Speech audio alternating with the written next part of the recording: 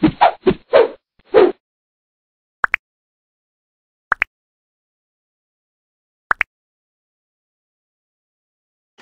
alaikum dostlar.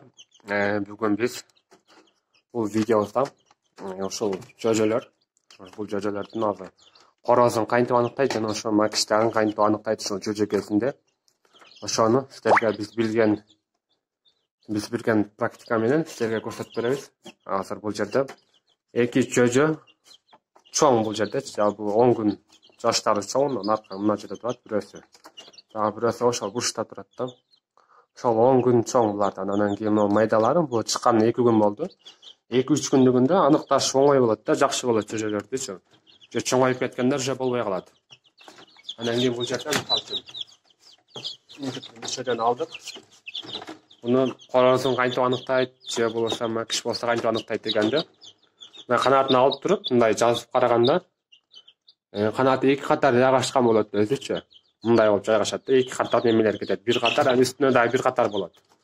Ушул 2 катардын мындай кылып караганда, бул жерде 2 катары тең экен, мисалы үчүн мына жердечи жөжөнүн. 2 катар кеткен, ошо 2 катар тең бири-бирине тең экен. Бул 2 катар тең болсо, бул короз болот. Канатында 2 катар тең бири-бирине тең кеткен экен. Бул дагы ошо короз.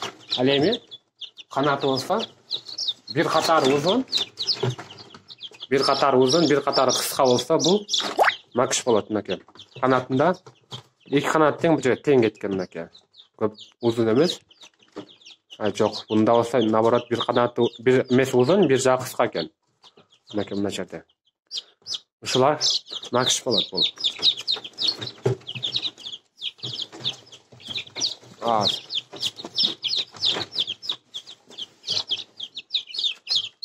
Буну дагы алып туруп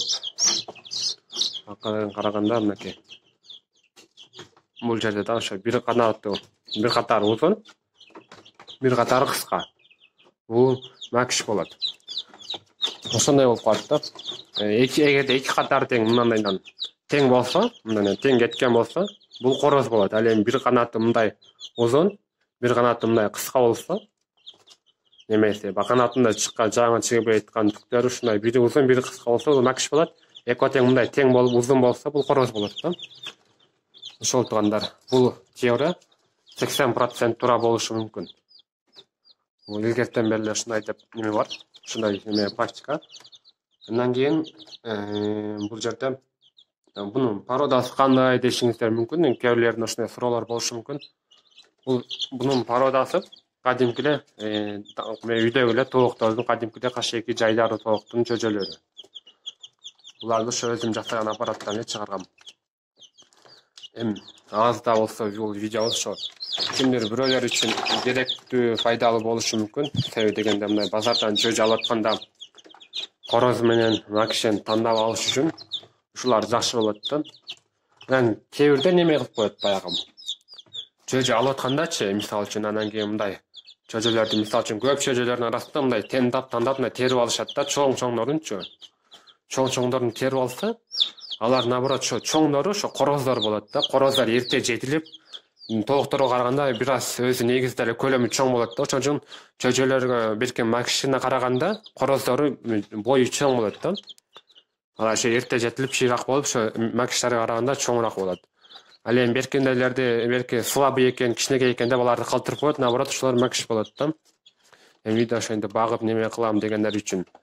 Ал эми эки дакан короз деп койгонго, ошолорду билсеңиздер керек, ошол короздорду уруштурушат. Ошол короздорду уруштуруп, ошол пародага ушун менен аныктаганды жакшы да. Ал жактан наоборот мунун тескерисинче ошо корозду көбүнчө алышат да. Короз жөжөнүчү короздорун жакшы көрүшүп, жакшы деп алышат. Ошол туугандар, аз да болсо ушинтип видео тартып коелу деп тартып аткан болчук. Анан кийин биздин каналга дагы кошулуп, лайк басып, болушунча колдоп турсаңыздар, мындан ары дагы жакшы ушул видеолорду тартып турабыз.